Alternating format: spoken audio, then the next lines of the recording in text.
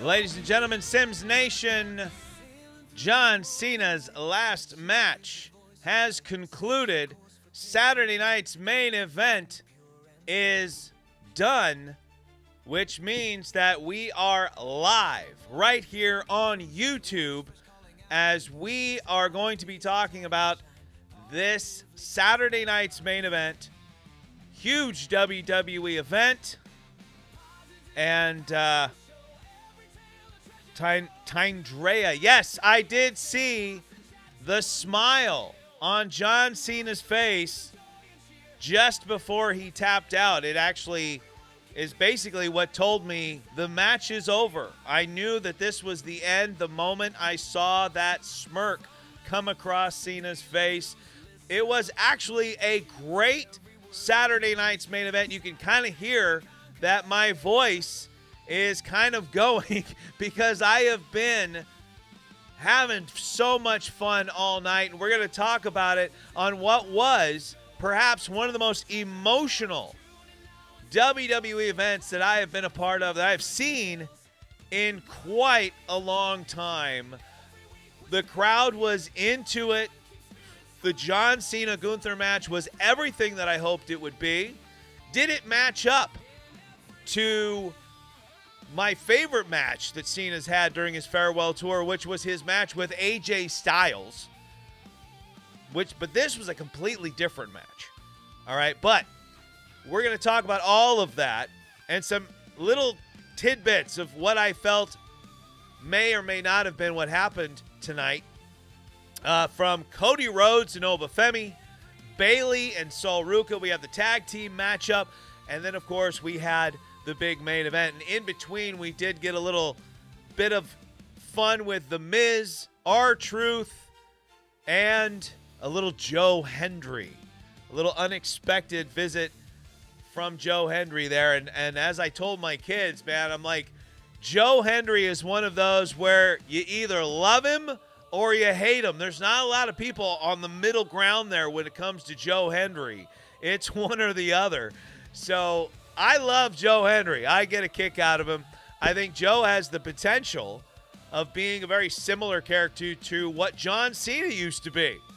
You know what I mean? Like John Cena used to be that guy that people would be, let's go Cena, Cena sucks.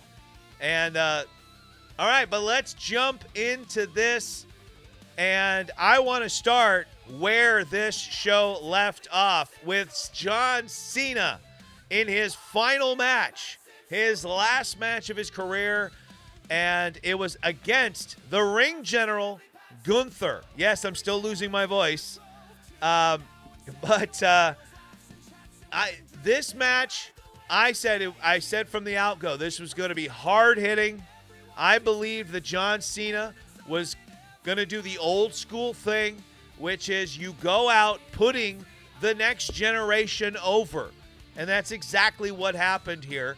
And I want to mention the crowd first and foremost. See, the crowd here was so into this match. And we were joking around watching it here in my house that the crowd, you know, John Cena's fans were always like little kids, right?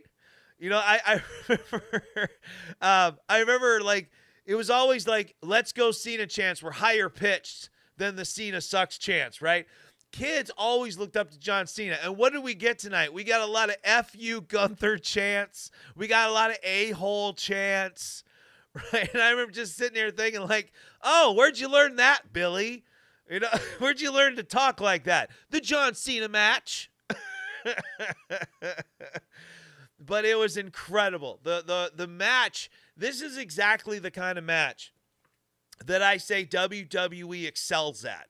This is the kind of match that you get with WWE as opposed to, for the most part, all right, as opposed to a more like the AJ Styles Dragon Lee tag team match is more of something that you would more likely see in AEW, where it's a lot of in-ring action, a lot of maneuvers, trying to pack a lot of stuff into a little bit of time.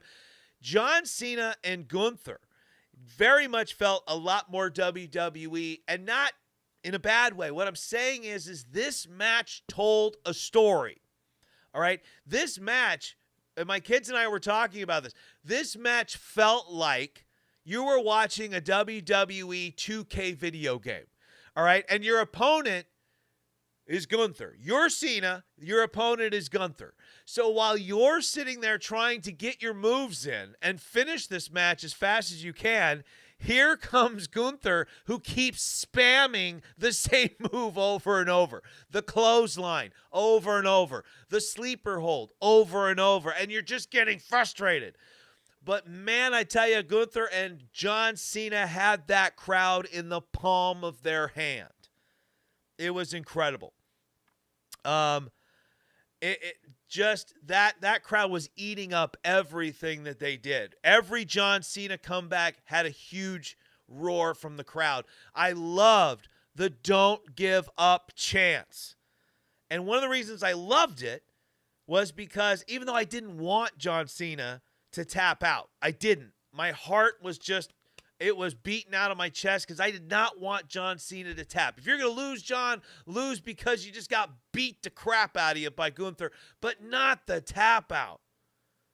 And so when John Cena smiled and you saw that little grin, and I'm sure there was a lot of people that missed that, but that little grin that John Cena gave, and then just the slight, it wasn't an aggressive, it was just it's over.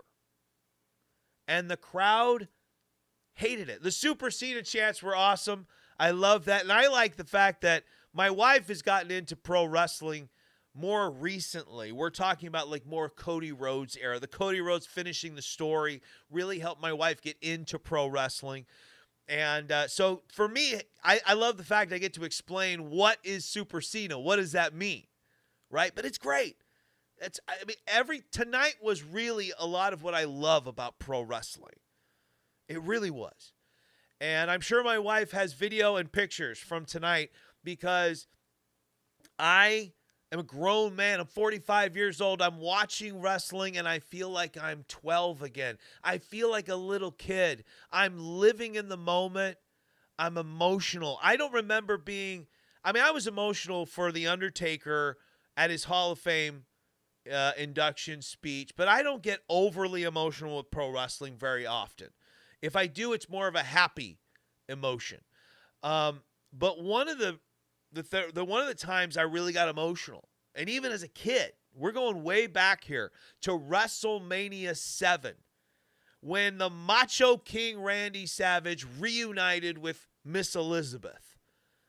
That was a moment that had everyone in the audience bursting into tears, me included, even at my 10, 11-year-old self. It was such an emotional moment. This moment is right up there with that emotion. And it's a weird mix of crying because I'm happy and crying because I'm sad. I'm happy because I got to live through 23 years of John Cena. I got to be alive to witness John Cena's incredible run in WWE, from the highest of highs in WWE to the lowest of lows. John Cena has been a constant for 23 years. He has guided the ship. He has been the head of WWE, the face of WWE. When WWE was putting on some of its worst shows, when WWE had some of its worst storylines, WWE was doing some of the best shows and some of the best storylines. Cena was there. Cena is an incredible performer and is absolutely deserving of every accolade that he has gotten during this farewell tour. And even someone like myself, a pro wrestling fan, a real fan of pro wrestling, I remember not always appreciating John Cena for what he gave to this business. John Cena helped get guys over. John Cena helped get guys like Edge over the top. John Cena was helping to build young talent. Solo Sikoa. A lot of people forget Solo Sikoa won clean over John Cena. This whole farewell tour, a lot of people are upset because no Edge, no Jericho. Those are You know, Edge is an AEW guy. All right? So that's understandable. My wife's sending me pictures of myself sitting there watching that final farewell video. Jericho on the way out. It's great during the farewell tour to relive your greatest hits, but it's really great at the end of that tour, at the end, on your last match as a pro wrestler, to do the right thing and set up for future generations, because that's what matters in this business. That's what matters in pro wrestling, is making sure that the kids that are still going to watch the product after you've left are still invested in it. And if you just go over everybody on your way out the door, what you're saying is that why continue watching? The best to ever do it, the guy that can't be beat, is gone. So everybody else is second tier now. So I think it's good that Cena lost to Gunther on the way out. And again, my heart tells me that you're wrong. He should have won. Right? My heart tells me he should have won. My heart tells me if he's going to lose, it better not be to tapping out. But Gunther is now set, more so, 100 times more so than he was after defeating Goldberg. Gunther is now set to be able to do whatever he wants as the major heel in this business. Gunther can now have bragging rights like no one else and go forward as the monster heel in the WWE. Right now, Gunther could go after CM Punk, win the title from CM Punk, and become that dominant heel. I don't want to see him beat CM Punk already, but that could very well happen. It looks like Drew McIntyre is going to be Cody Rhodes' next opponent, so seeing Gunther going after Cody, maybe not, at least not yet, but I could see Gunther going on a tear going forward, maybe even winning the Royal Rumble next month and moving forward. The options for Gunther are now through the roof thanks to this matchup. This put Gunther on another level and is going to give him some really good heat going forward. And I'll tell you right now, Triple H, my advice for you, take a little bit of a learning thing here from Vince McMahon. Use this as a way to become maybe perhaps one of the biggest heels in this business. Vince McMahon took the Montreal Screwjob and his little explanation. The fans turned on him, the Brett screwed Brett thing. Now, a lot of people have changed their minds about how they feel about that, but they turned that whole thing into heel Mr. McMahon, and the Stone Cold versus Vince saga began, and the business exploded.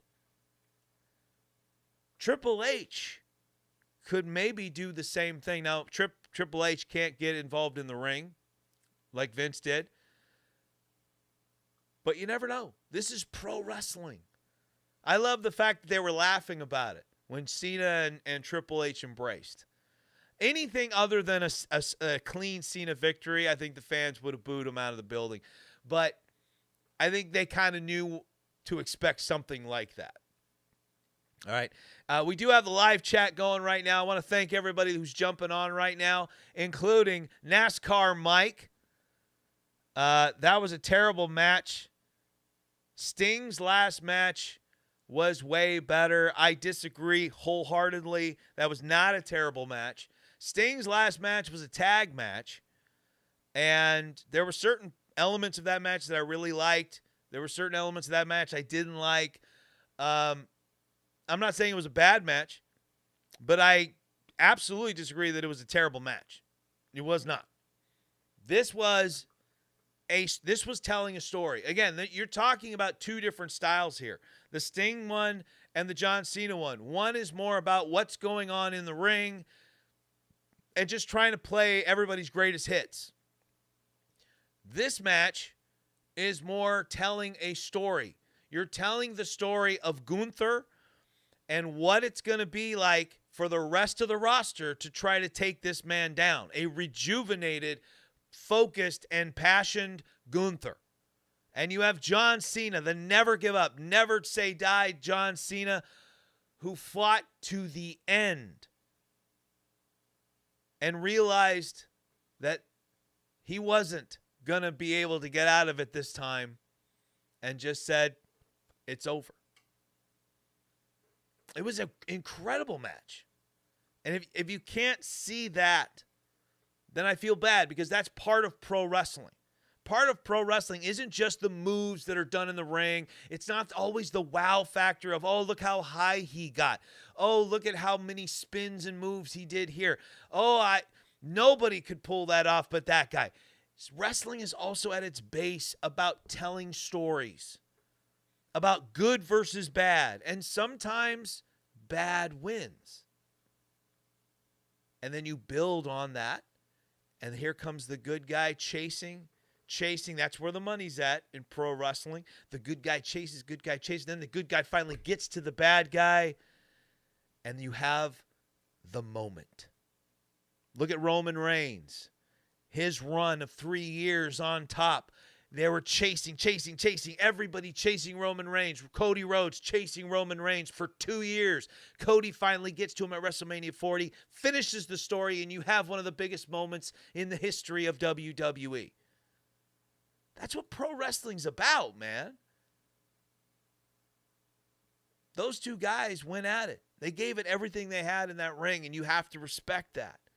I respect that. I respect what they did in that ring. Going a little bit more into the thing here.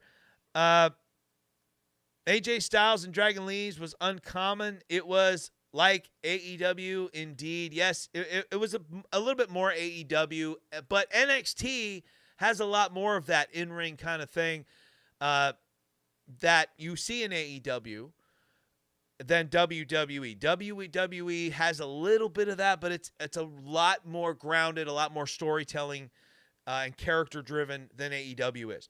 The Super Cena chants, I was looking for a way to clip it. The emotion put me back to Team Cena versus Team Authority. I remember that. He seriously, without a doubt, is the GOAT of the business. I think GOAT is a phrase that's thrown around a lot. But I think you could legitimately make a case for John Cena. I don't know if I put him there, me personally. Because when you're talking about the greatest of all time, I think there's so many factors with a pro wrestler that you have to take into account. Like, if you were to ask me on the spot, who's the GOAT? Who's the greatest of all time in pro wrestling? The first guy that pops into my head is The Undertaker. That's my favorite professional wrestler of all time, The Undertaker. Nobody had that kind of a longevity. Nobody had that kind of an impact on the business. He was a locker room leader. He was the guy. He was the guy in the back. He molded guys. He was always trying to get guys over. He was always, man, he had some of the greatest runs in WrestleMania history. He had the WrestleMania streak. But was he the best on the mic? Not exactly. It wasn't bad, but he wasn't great. So can I put The Undertaker up there as a GOAT? I could, but that'd be tough. You might say Hulk Hogan. Hulk Hogan, one of the greatest on the mic, one of the most charisma that you'll see in the ring. And there was a lot of like little splatterings of Hulk Hogan in there with John Cena, with a lot of his Super Cena stuff. Hogan was doing that kind of stuff long before Cena was. I'm not just putting Hogan over here, but you could put Hogan in that list. But the problem with Hogan is the same thing that a lot of guys that gave Cena flack for years, is that he wasn't exactly the top wrestler. Now, John Cena, I thought, got too much flack. But Hogan, most people think, wasn't very good in the ring. And I always tell people, look at what he did in Japan. Go look at what he did there and tell me he wasn't able to go in the ring. In the U.S., you're a top guy. You got to make 300-plus dates a year and make that money. As the top guy in the business, you're not going to go as hard in the U.S. In Japan, it's a little bit different. Over here, Hogan didn't have to do much, and he was over. Cup is here. Pose a couple of times. Boom. You're done. Hulk up and go home. So the GOAT thing, I to be honest, I don't know if I even like the phrase in pro wrestling, because there's so many great wrestlers. There's so many great talkers, so many great characters, that to pick one to be the greatest of all time, to me, almost seems like a disservice to everybody else who deserves to be mentioned in that conversation. You know? And I'm not, I know you're laughing, but I'm not insulting your opinion. That's what makes your opinion. And that's why I love pro wrestling. The conversations you can have with real pro wrestling fans, right? It's why I don't get involved in the IWC, the internet wrestling community. Internet wrestling community is tribal. It's divided. It's like you either love this guy or you hate this guy. You love WWE, you hate WWE. You're an AEW sicko, you hate AEW. Whatever it is, like, it's pro wrestling. You should love pro wrestling. Support pro wrestling. If you don't like a company, fine, don't like company. But don't put your fellow pro wrestling fan down because he or she does. My opinion, though, is I just don't like the conversations of GOAT, greatest of all time. Basketball, you hear people will fight each other over who's the GOAT in basketball. LeBron, Kobe, Jordan. You know, I'm biased. I'm a Jordan guy. And people will fight me. It's LeBron. People will fight me. It's Kobe. Hey, it is what it is. But this match was, I thought this match was great. Just absolutely exactly what I hoped it would be. It got plenty of time. The only thing that surprised me was that Cena didn't get on the mic. Nobody really got on the mic. We got a little bit of sound from Punk. I'm glad those two had a moment in the ring. I felt like Cody was in there and just kind of following Punk's lead, because it seemed like whatever Punk did, Cody did. But that was different. I didn't understand. Like, you had Goldberg get on the mic. Goldberg can't cut a promo, and then Goldberg gets cut off because they were on a time limit for that one. There's no time limit here. Cena could have gotten on the mic and just said whatever he wanted. But apparently what Cena wanted in that moment was to just be in the moment. And if that's what Cena wanted, then I'm good with it.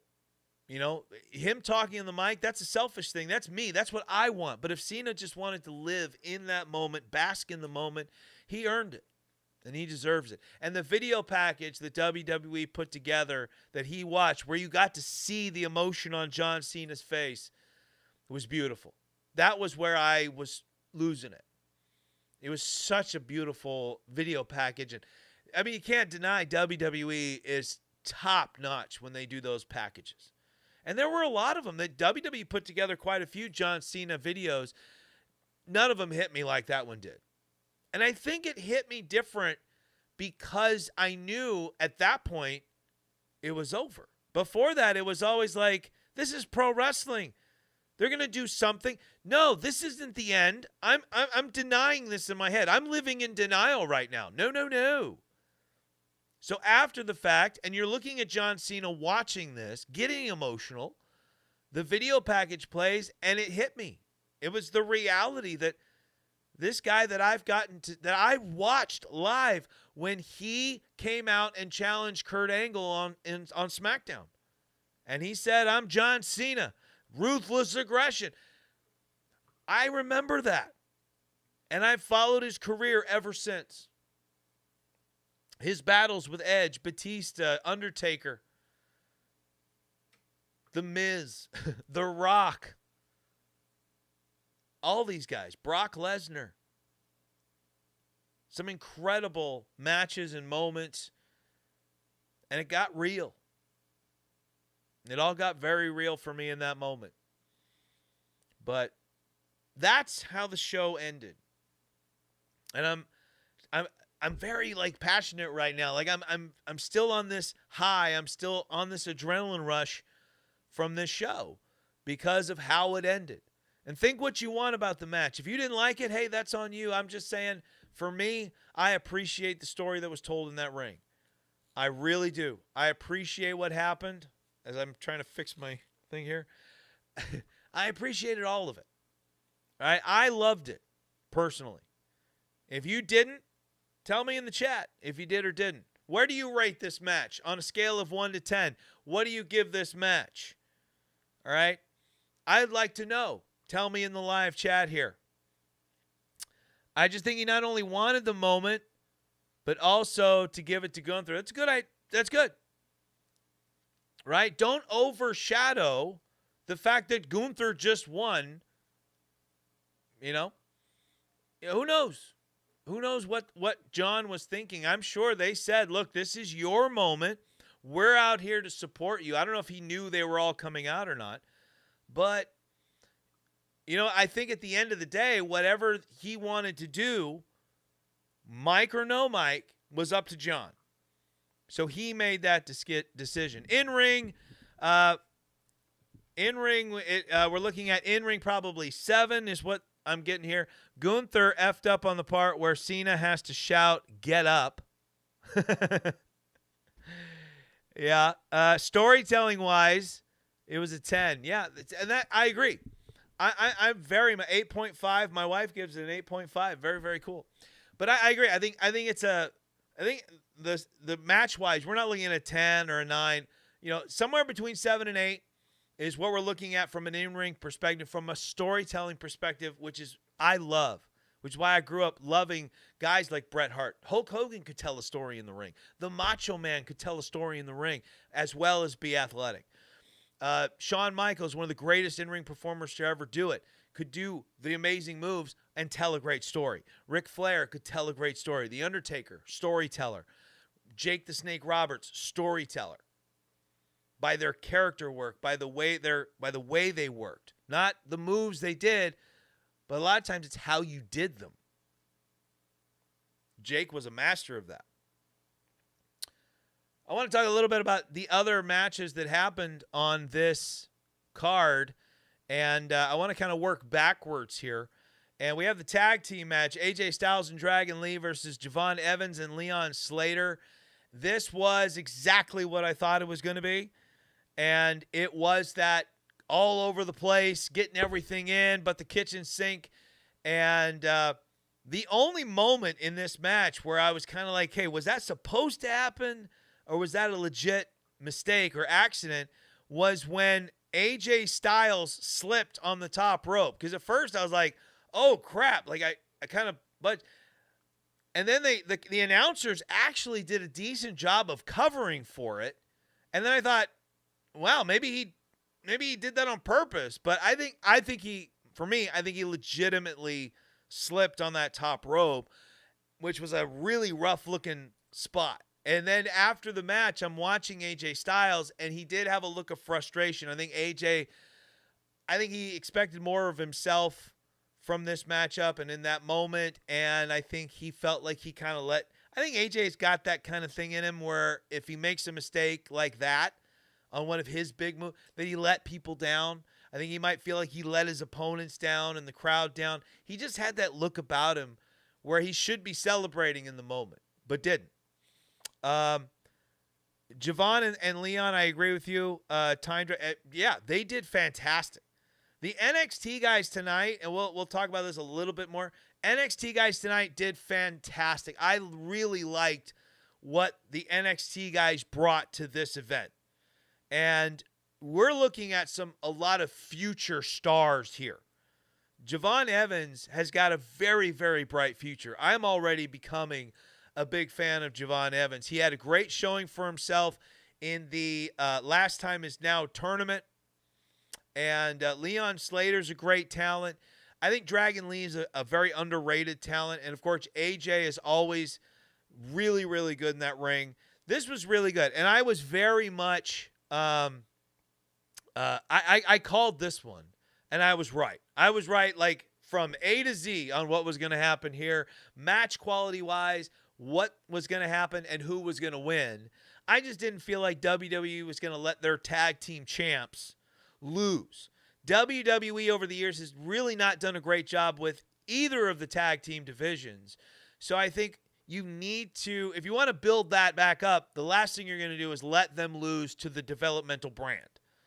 So I knew those tag team champs were going over, and that's exactly what happened. But in ring, a lot of fun. In the chat here, Tyndra says 10 in ring, removing where AJ Styles slipped. Javon and Leon did really well. The ending of the Cena match was great. People are just too emotional, and you're absolutely right. Dimitri, yeah, I agree, and I think that's what we talked about. I think anything, the live crowd especially, I think at home, you're invested, but when you're shelling out that kind of money, I think you're way more invested. And I turned to my wife. I remember when Cena lost, when the match was over, I turned to my wife. I said, I've never heard a crowd die like that since WrestleMania 30 when The Undertaker lost and the streak ended to Brock Lesnar. It was just dead silent. And then you hear this smattering of boos and just when the shock starts to wear off and you realize that's it. That happened.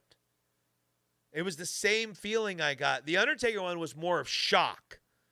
The John Cena match here was more emotion. It was more of that, and because you saw a lot of people with tears in their eyes immediately. With Taker, it was that unbelievable moment. It was that, you have the famous meme of the guy who's just like, so.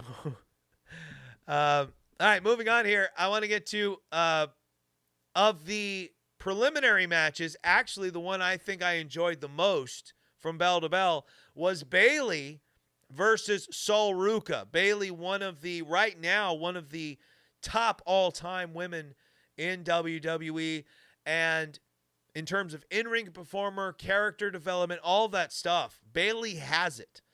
And we had people this morning who were talking about Bayley already being in the top talk for women's Mount Rushmore. Now, I don't know if I'd go there, but we had people that were talking about that this morning on the Positively Pat Sim show. But I have so much respect for Bayley. I definitely say that Bayley is a surefire first ballot Hall of Famer for the WWE Hall of Fame. I never felt, Dimitri says, I never felt the strength to forgive Lesnar for the streak. He didn't deserve it. Gunther deserved this win more, in my opinion. And I agree. I honestly think if anybody was going to end the streak, it should have been Roman Reigns. If you're going to end it at all, out of everybody there, it should have been Roman Reigns, but it also should have been Roman. This is just my opinion, but I think when Roman ends the streak, that should have been the beginning of heel Roman. The fans wanted to hate Roman the moment he beat Taker at WrestleMania 33. I had to think for a second. But that's what I think. I think you could have had a monster heel in Roman Reigns. You extend the streak to WrestleMania 33. He takes out Taker and becomes your top monster heel in the business. I think that's a recipe for success. But Vince can be kind of stubborn. Vince wanted Roman to be his top guy and didn't see him at that time as a top guy that could be the dominant heel. He wanted his top baby face. Sol Ruca did great. Absolutely. Sol Ruca, I think, kind of stole the show a little bit. I think Sol Ruca and Bayley went out there and said, let's steal the first 3/4 of this event. We're not going to overshadow the main event, but let's go out there and show these guys how it's done. Sol Ruca is, again, I said it, these NXT guys that showed up tonight, they are going to be stars. And I think Sol has just established herself as someone we're going to see on that main roster sooner than later.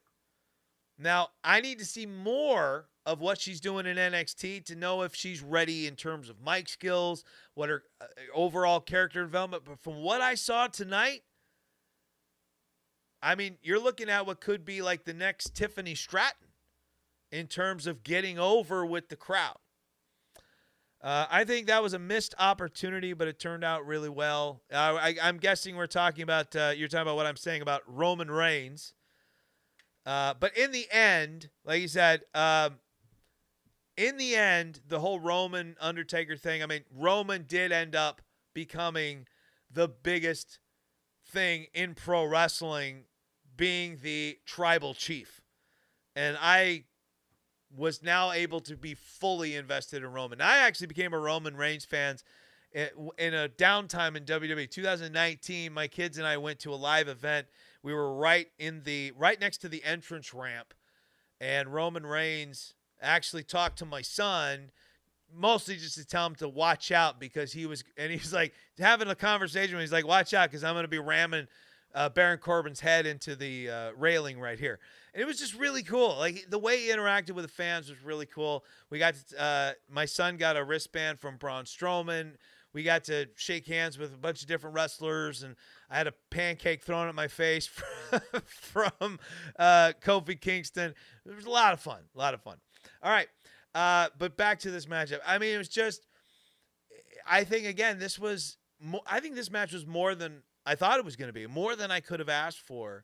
Sol really held up her end of the deal. Bayley was solid, and I think we're looking at a really great future for the women's division. And I think the ending was well deserved, well earned, and I thought it was really, really good. I agree with the way that match ended. I mean, not that it matters. It's not like if I disagree, they're going to change their minds and go, "Oh, you're right." We take it back. But yeah, fantastic. Not a whole lot more I can say about that one. But let's get into the opener of the show. And I have some thoughts, right? I have some thoughts. Cody Rhodes, the WWE champion, facing NXT champion Oba Femi. I've seen Oba before. I'm a fan. I've always been a fan of Cody Rhodes. And Oba, I think, did put on a good exhibition here. I thought Oba got himself over very well. I thought Cody helped get him over very well.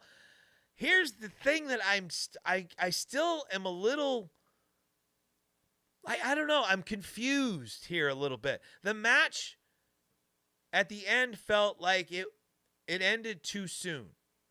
It felt like the match never got a chance to get into that next gear, if that makes sense. Like, the match didn't build to a climactic ending. It was like it built, and then halfway there, something happened.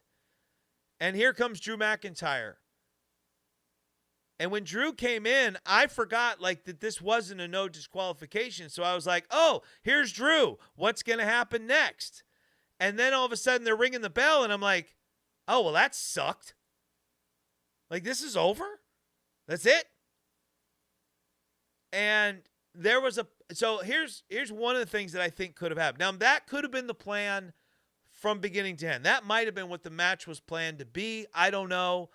I don't work there. I don't know. Our buddy Universal, who comes in on the morning show, he might know. But as far as this match goes, I'm going to be honest. I have this feeling it might have something to do with Cody Rhodes' ear. All right.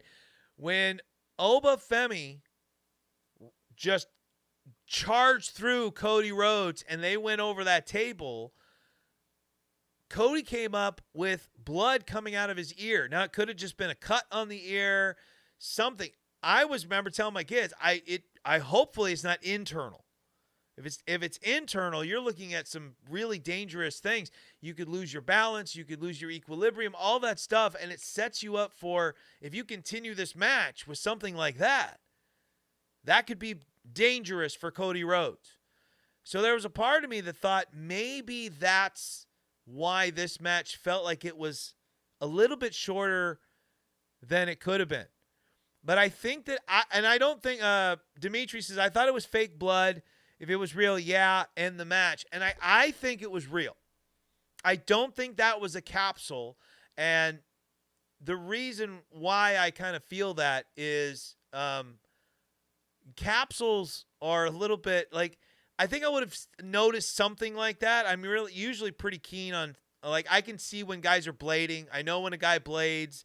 I've seen capsules used before. Usually capsules are done a little bit different, but it's still kind of like blading because somebody will usually have to hand them the capsule as opposed to the blade, which gets kept under tape. All right? And the capsules always look fake. I have never seen a capsule look real to me in any way, shape, or form. If I think that looks like fake blood, it's probably fake blood. This looked real to me. And so I think that the ear, this is, again, my opinion, I think the ear had something to do with the ending of this match. Because I just felt like there was something missing before we get to that Drew McIntyre run-in. And maybe it was WWE going, if that ear could lead to something very dangerous, we need to stop this, make sure Cody's okay. And if that's the case, I applaud WWE for doing that because you got to take care of your guys, especially your top guy. So that's my story, and I'm sticking to it, folks. But I mean, the match was going good, and I thought we were building to something, but it just didn't happen. In the chat here, Tydra says there's no need for a capsule too. It doesn't match the story of the match.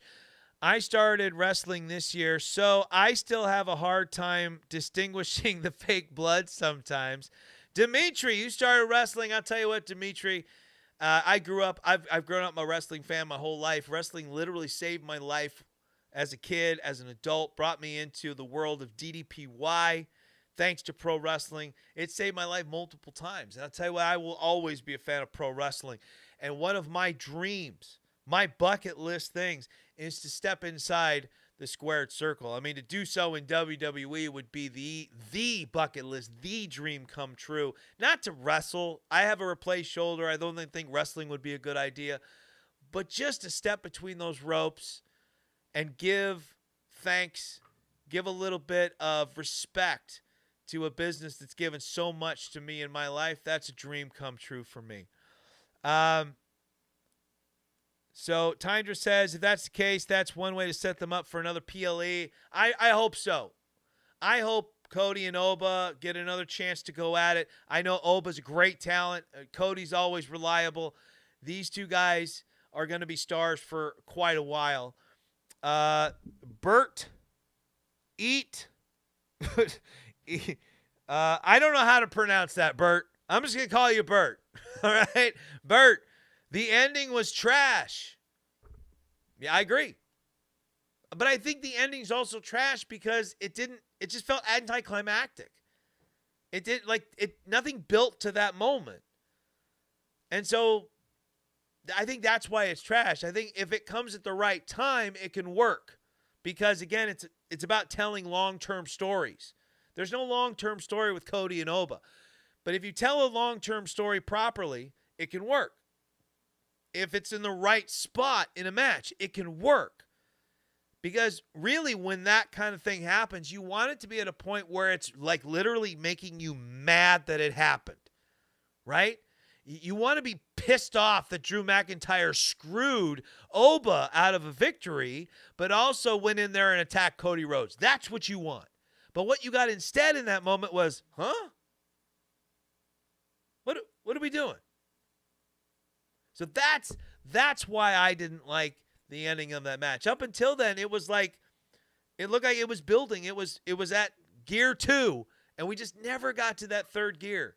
We never got to that final act where it was looking like it was going to be a finish for one of the two, and then here comes Drew to ruin the whole party. Dimitri says, my first match I saw was Cena versus Cody at WrestleMania 41, not the best WrestleMania main event. So that was the first match you ever saw, or the first match you saw live? I mean, that's interesting. I would be interested to know how old you are, Dimitri, because even my wife has seen stuff from before that. But I mean, whatever it takes. I saw it after, not live. Gotcha, Dimitri. Good to know. You know what? I don't care. Here's the deal. I'm 21. Well, congratulations for getting into professional wrestling, Dimitri. And I mean as a performer, not just as a fan. But I'm telling you, man, I love when people find the joy in pro wrestling, when people find something that grabs them and pulls them in and makes them fans, right? Because real fans of pro wrestling, not that internet wrestling community, I'm talking about real fans of pro wrestling, we have a bond. There's something that we connect to on another level, right? It's the same thing when you go to a Star Wars convention, when you go to a Star Trek convention. Those people, and I'm one of them. I'm a nerd from head to toe, right?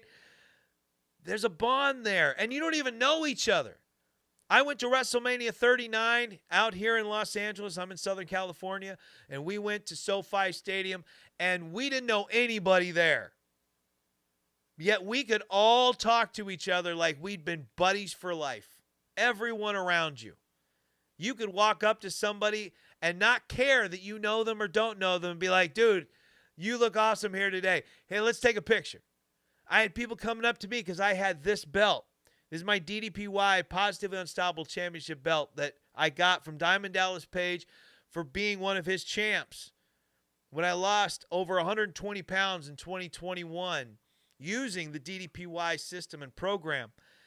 And I brought that belt to WrestleMania. People who didn't know me came up and wanted to know what that belt was, what it meant, and I got to talk to people about ways that they can change and own their lives. That meant a lot to me.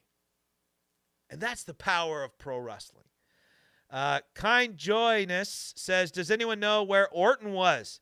He wasn't in any tribute videos. I saw Orton in the tribute videos. I did see Orton in a couple. I don't think he had any interviews though. Like I did see him in like past stuff. But I didn't see him interviewed. He wasn't in the one where they held up the signs saying I can see you and stuff. Brock Lesnar was. So I don't know. I don't know why Orton wasn't. And I agree. I did expect Orton to have a little bit bigger role. It was always like Cena Orton for years. I also was really hoping to see, I don't know about you guys, I was really hoping to see Batista. Batista and Cena also had a very natural rivalry that I really, really enjoyed. So, but it is what it is. It doesn't take away from my enjoyment of the moment tonight and all that fun stuff. So, let's get back into the chat real quick before we say goodbye for tonight because, I know you guys want to get back to your Saturday night. I want to get back to my family time. We're going to watch Tron Ares tonight, which my youngest son and I have already seen. We really liked it. We're going to check it out again with the rest of the family. But Bert, my buddy Bert here, says, damn, you don't know how big wrestling is in Eastern Europe. Every 12-year-old knows every wrestler. That's awesome. I'm telling you right now. And the fact that you're saying you're in Eastern Europe, and you're watching me, Positively Pat Sims, right here on YouTube for our Saturday night's main event reaction show. I love you. Love you, Bert. You're the man. King Joyness, I expected Orton to have a bigger role, though, since he did have a long rivalry with Cena. Kind Joyness, I'm in Europe right now, and it is big international.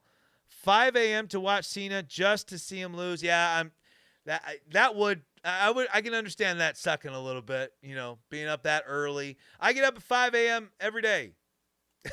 And I wouldn't like to get up to that either. I'm really honored, guys. I really am. Really honored that you guys are joining me from all over the world here.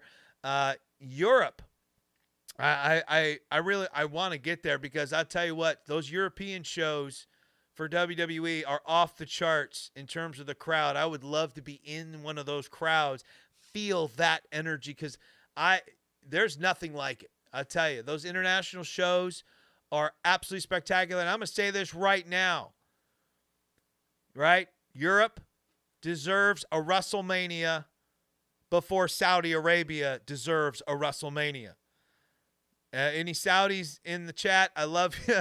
And hey, you're getting one. Be thankful. Be grateful. But Europe, you earned a WrestleMania after I watched SummerSlam in 1992 with one of the greatest crowds I'd ever seen in my life, to watch Warrior and Macho Man, to watch Bret Hart versus the British Bulldog, the Legion of Doom versus the $1 Million, whatever they're called, the Undertaker versus Kamala. Yes, that's how old I am, my 45-year-old guy. And Bert, you do.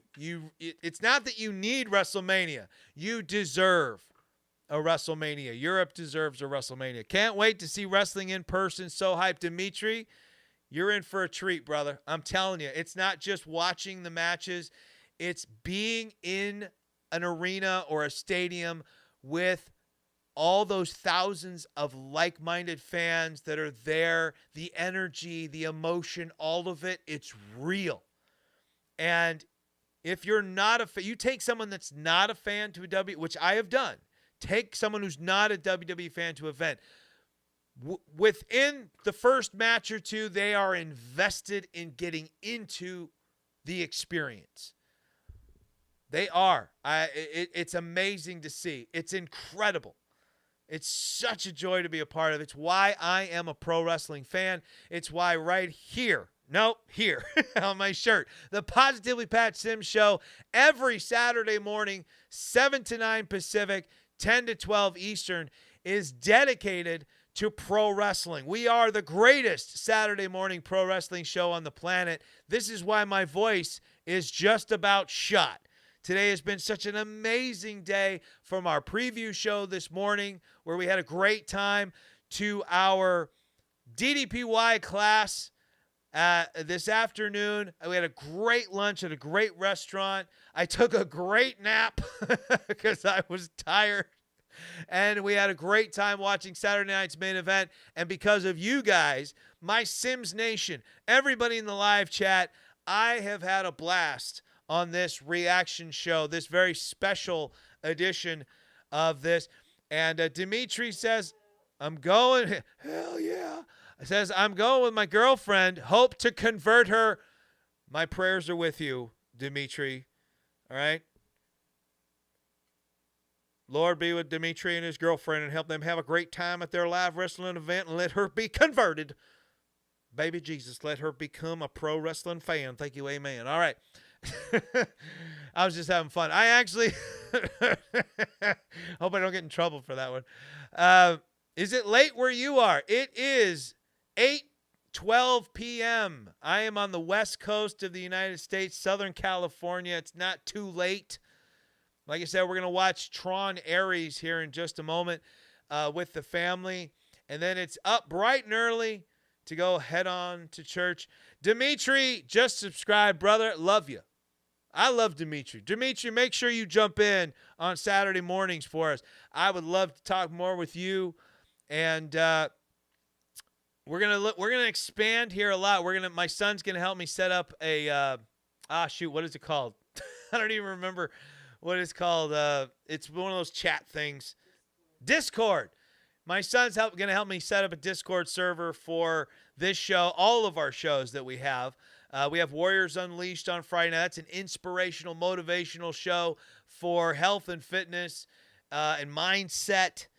That we have a group for that as well. And what we're going to do is we're going to set up these Discords and these Facebook groups so that we can get more of you guys involved in the show, not just in the live chat. But, hey, we want to get to know you guys. We want to bring you on. We want people to be on the show, be guests of the show. We want the Sims Nation to get involved because these are your shows, right? I'm just here talking to you. I'm just here telling you the truth, right? I'm just being honest with you guys, but I do this for you. And I want to thank each and every one of you for jumping on with us here today. It was a fantastic Saturday night's main event. This has been a really fun show. Thank you so much, everybody. And I'm going to tell you right now what I always tell you. Take it easy, people. And if it's easy, take it twice. So long, everybody. And I'll see you next week on the Positively Pat Sims YouTube channel. So long, everybody. Have a great rest of your weekend.